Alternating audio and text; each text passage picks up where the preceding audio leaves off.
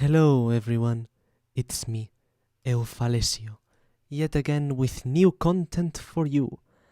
In this video, I bring you a new episode on the series of Rilianikainal, Riliano for the friends. This time I'm going to talk about noun morphology. Verbs have two fundamental things, apart from the root, conjugation and suffixes. Let me first talk about conjugation. So let me get this straight. These verbs are more complex than in English. See, in English there isn't one conjugation per se. You have the regular verbs and the irregular verbs. The regular verbs follow the normal pattern and the irregular verbs do whatever the fuck they want. And so in Riliano, there are two conjugations, R conjugation and L conjugation, if you exclude irregular verbs, of course.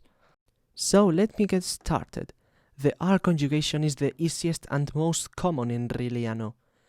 It appears in most of the verbs that are derived from other sources, and most loanword verbs.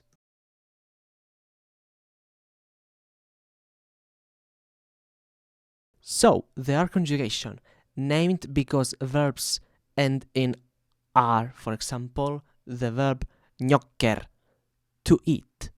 In Riliano, conjugation is mostly based on person and time. There are 7 persons, first, second and third. You know them from English. Additionally, not shown in the tables I will show you, there is a non-personal person that can be used like the one in one must not lie.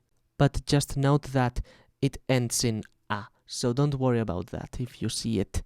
If you want, you can add the la suffix to make the person plural. For example, you have gnocchere, I eat, but gnocerela, we eat. Quick tangent here. With nasals, whenever you add a liquid that is r or l, you have to add another sound, a voiced plosive. It is a regular change in Riliano that happens always. So it's not gnocerenla, it's gnocerendla. And so this applies for the entire conjugation. There are no irregularities here. Moving on, the L conjugation, a more difficult version of the R conjugation that appears mostly with roots that are verbs. For example, in English, eat. Eat is a root, it's not derived from anything else. Also, some irregularity here. The present, second person and third person have irregular plurals. And also they have reduced forms. The third person can be shortened to lem and lendla, and the second person plural can be reduced to lembla. So, have some examples with the verb sejol, to pay attention. Sejologne, he, she, it will pay attention. Sejolembla, you all pay attention. Then, we get into the irregular verbs. Let's start with the most irregular verb of them all, on. Itself a noun, meaning existence. That's it. Only 3 forms, ni, ne, non. And the most used one is ne. You can use ne with everything. For example, the phrase Rilianine, I am a Riliani. The way that you can use ne is quite complicated, but this video is about morphology, not verb usage. So that's all. Then the last 2 verbs, tul and al, which have very irregular conjugations. Of course, on the origin of the language, these verbs were not as irregular, but evolution has made them into a clusterfuck. Conjugation done, let me talk about the suffixes. The suffixes mainly convey things that do not require time. For example, volition, necessity, obligation, negation, potentiality, subjunctive, passive voice, imperative, blah blah blah blah blah. And as you can see here, I've left you a little table which tells you the purpose of each suffix. Except for ja, which is commonly related to ja with the second person of an or conjugation, they have no irregularity. And they follow an order. Re, conjugation, tu, va, go, ge, he, me, hu, ya, she, kath. And yes, re goes before the conjugation, surprisingly. Have some example phrases. Altahe, you must do it. Chumi que ño kerevago kath. I wouldn't want to eat chocolate. Doke ya. Stop that.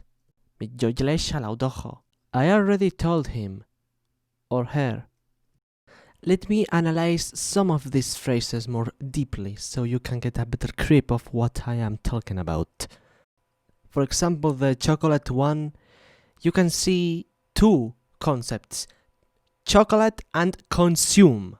Here you have chumi conjugated in the accusative case. So, chumike, chocolate. Then, ñokker, meaning to eat or to drink, which is conjugated in the first person singular, present, ñokkere. And then the suffixes ba, go, kath, which make it negative, conditional, and volitive, turning the verb from I eat from I wouldn't want to eat. ñokkere va go kath. Millo jle shalaudojo. So, millo means already, there's no much to it. Jle shalau, told, but more like explained more than told. As seen here, conjugated in the first person singular of the past. And then dojo, which is the third person pronoun conjugated in the dative case. I am not going to analyze the other two sentences because they are too easy. Really, it's just a verb with one suffix. But either way, I'm calling down this video. If you enjoyed this video and you want more content related to Rilianikainal, make sure to leave a comment and tell me if this is what you look for, if this is what you like, and if this is what you strive for to look for in my channel. And as always, goodbye.